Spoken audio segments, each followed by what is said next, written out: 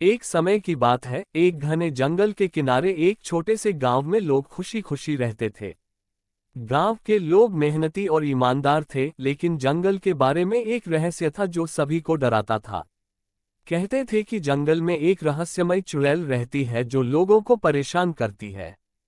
एक दिन गांव का एक साहसी लड़का जिसका नाम अर्जुन था, उसने ठान लिया कि वह चुड़ैल का सामना करेगा और गांव के लोगों को उसके डर से मुक्त करेगा। अर्जुन ने अपने दोस्तों से कहा, मैं इस चुड़ैल की सच्चाई जानने जा रहा हूं। अगर मैं वापस नहीं लौटा तो मुझे ढूंढने आना। रात के अंधेरे में अर्जुन जंगल की ओर बढ़ गया। उसने अपनी मशाल जलाई और धीरे धीरे जंगल के अंदर जाने लगा।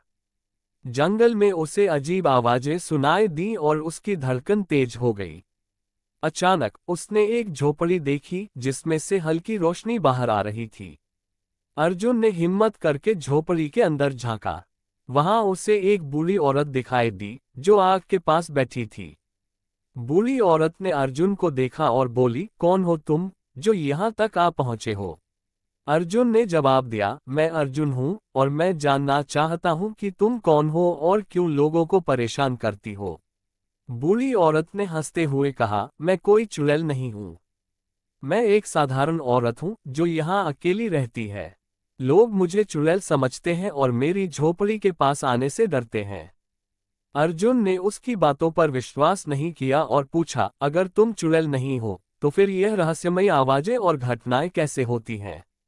बूढ़ी औरत ने बताया, ये आवाजें और घटनाएं सिर्फ तुम्हारे डर की उपज हैं।